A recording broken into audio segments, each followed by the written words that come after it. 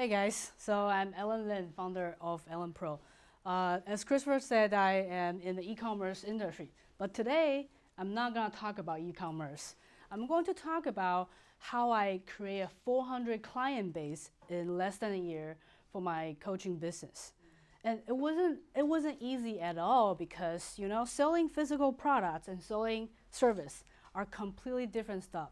Even though I did well for my e-commerce business, but on the coaching business, on the service part, all that matters was the social media marketing. But I didn't know much about it. And I started my coaching business back in 2015. But I had no single sales for 18 months. Because like I said, I didn't know much about social media marketing. But once I realized, okay, this is what I need to work on, I start to work on it, so I skyrocket my business. From your clients and picture of you, social media profile, as well. And let's break this down into 4 steps, so you will have the blueprint on how to skyrocket your business and getting massive sales. The 4 steps are perception, niche, advertisement, and language. The acronym is PNAL. As Christopher Kai always tells us, the best way to memorize things is by acronym. So the first step is perception.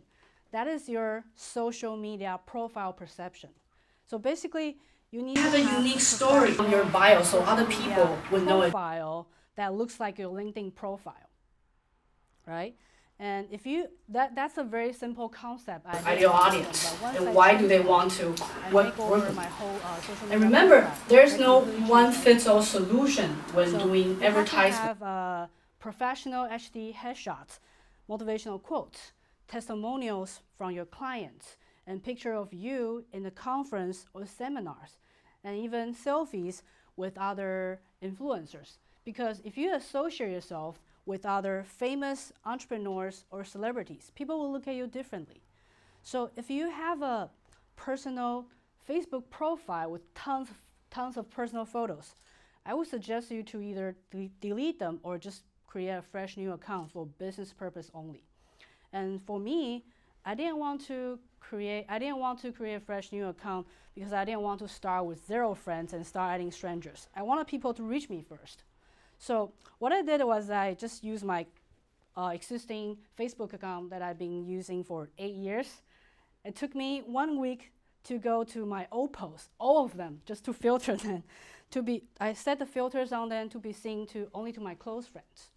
And I start posting public posts that stuff only relate to my business, and also start accepting strangers' requests. And since I've done so, I got so many. Everything I want is outside of my comfort zone. This one time, I got this guy claim himself to be a successful entrepreneur. He sent a message, told me to give. The point here is, the more social media platform you're on, the more free leads you'll get every day. The second step is niche. You have to be niche to stand out from the crowd.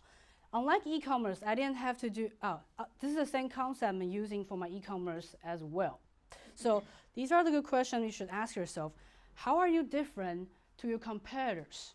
Do you speak a second language? Do you have a unique story?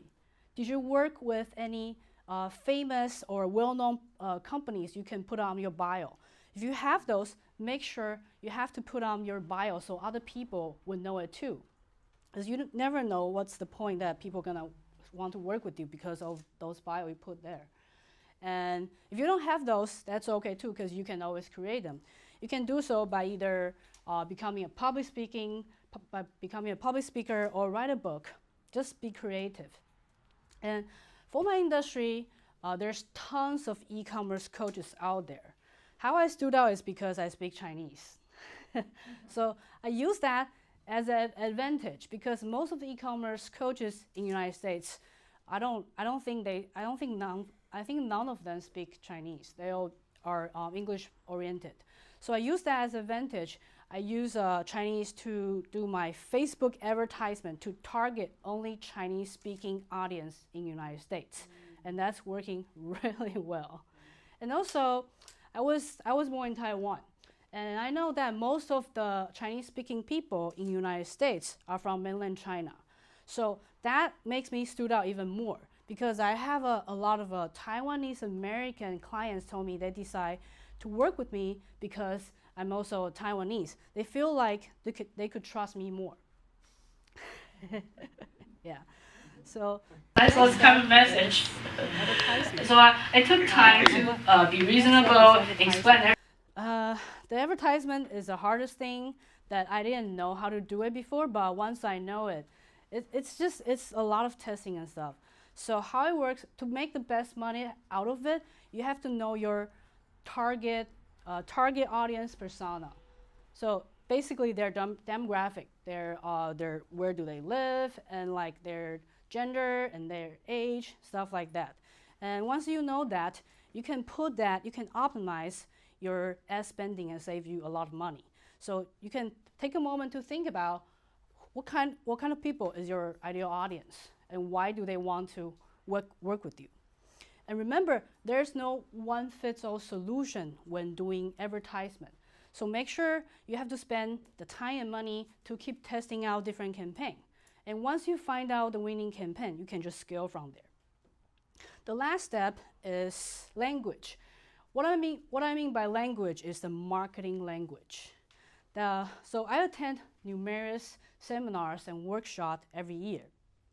And when I attend a seminar, I observe these common mistakes made by newbie entrepreneur.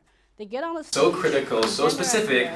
Sometimes I just don't know what they're talking about. So who here has saw this before?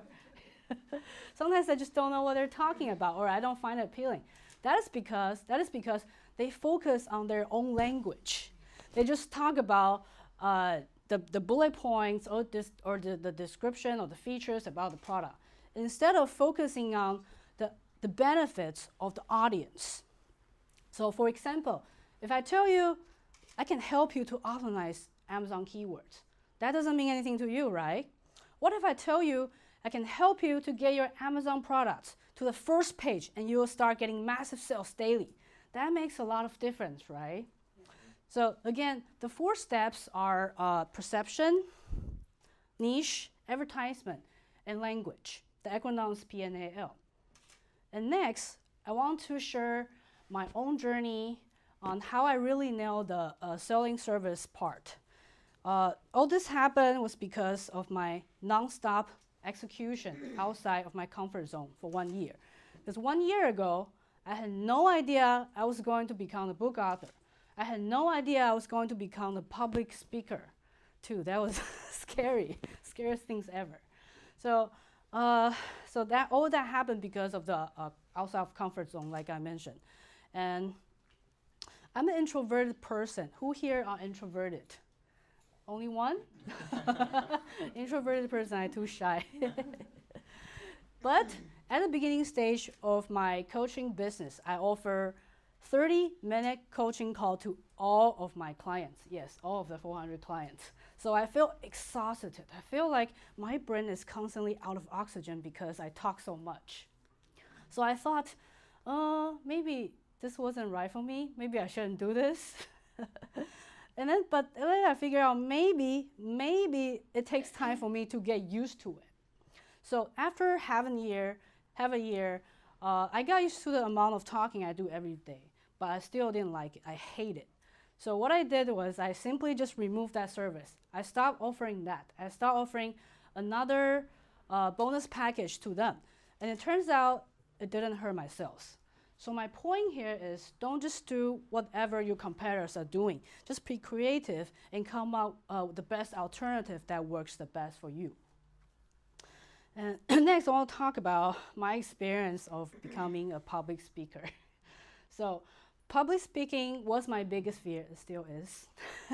So as growing up, I always try to avoid public speaking as much as possible. So what I'm doing right now here was my biggest fear.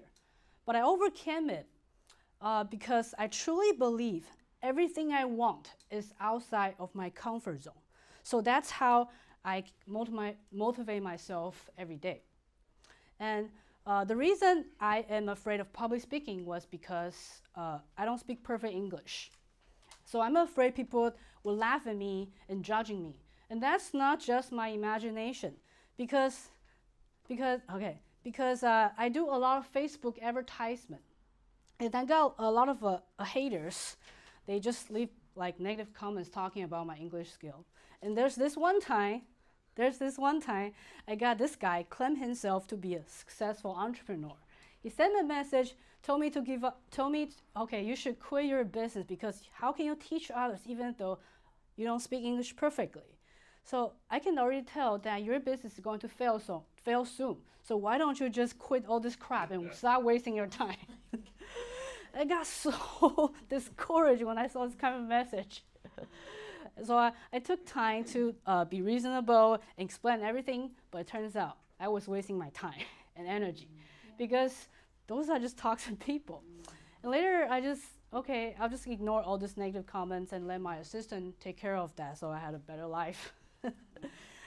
And later I read this article about this topic. It says, if you don't have enough haters, that means you're not doing marketing enough, especially if you're in the coaching area. So that's when I feel better about myself and my business. So that was my journey about how I became a public speaking and in my coaching zone. So I hope you guys enjoy my speech today, and thanks. Yeah.